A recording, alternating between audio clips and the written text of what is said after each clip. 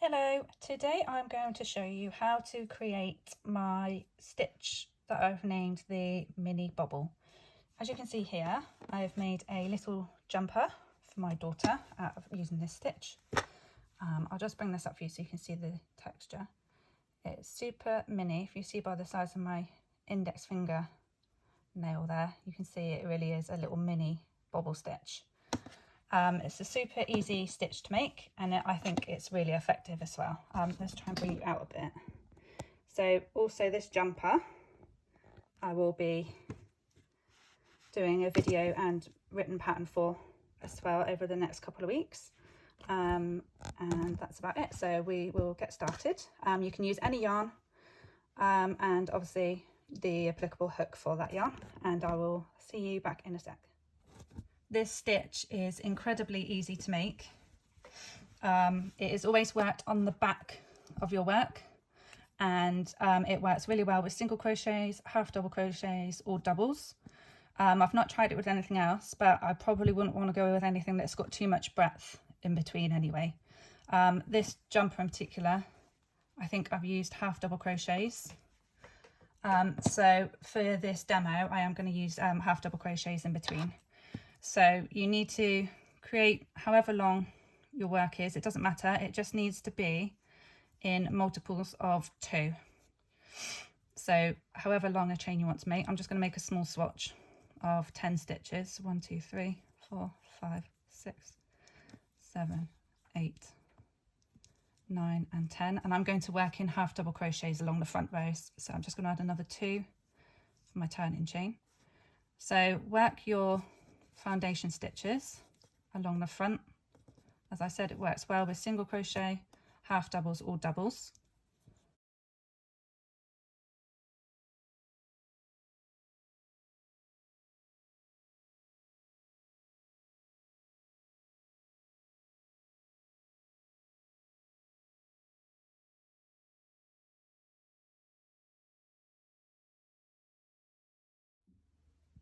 Right, so we now have our foundation row. So to begin the mini bobble row, you need to make a chain of 2 and turn your work. 1 and 2, turn your work, and then into this same stitch base here, this very first stitch, you are going to yarn over, insert your hook into the stitch and pull up a loop as if you were working a double crochet or half double. Then instead of yarning over and pulling through all 3 loops or yarning over and pulling through 2, we're going to yarn over, pull through 1. So we've got 3 loops on our hook, yarn over, pull through 1 for a second time. We're still with 3 loops on our hook. Then for this time, we're going to yarn over and pull through 2 loops with 2 remaining, and yarn over and pull through those final 2. Followed then into the next stitch with a single crochet, and then you just repeat that all the way along. So we yarn over, insert our hook into the stitch, pull up a loop. So you've got 3 loops on your hook, yarn over, pull through 1, yarn over, pull through 1, yarn over, pull through 2, yarn over, pull through 2, followed by a single crochet into the next stitch. Super simple, yeah?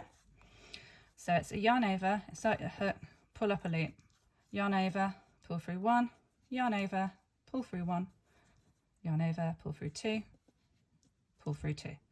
So it's yarn over, pull through 1 twice, yarn over, pull through 2 twice, followed by a single crochet on each stitch in between. I'll just finish off this row and then I will turn the work and show you what it looks like.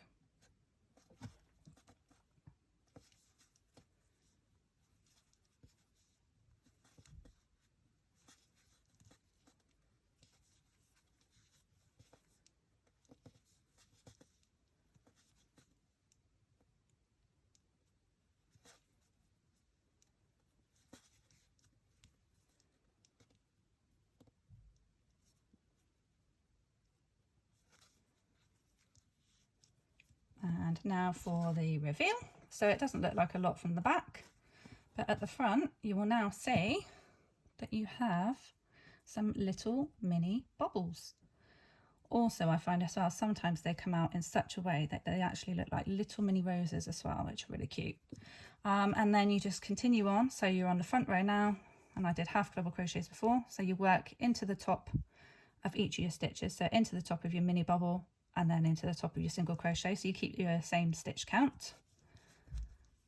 And this works particularly well, this stitch, with variated yarn as opposed to a single block colour. But the texture I think is absolutely lovely, and it's really nice to touch as well. It's a really nice texture to feel. It'd be great for mittens or gloves or baby hats as well, where you might sort of not want a huge bobble, like a full-size bobble. These are really nice little delicate, just little textural accents. So there you go. That there is how to create the mini bobble stitch. Thank you again for watching this tutorial. If you'd like to find out more about some of my other unique stitches, please do have a look at the Stitch Library playlist there. And of course, if you'd like to be kept up to date with any more of my tutorials or stitches or anything like that, any more of my content, then please go to my channel and hit the subscribe button, and don't forget to click the bell for reminders. Okay, thank you again for watching, guys. See you again.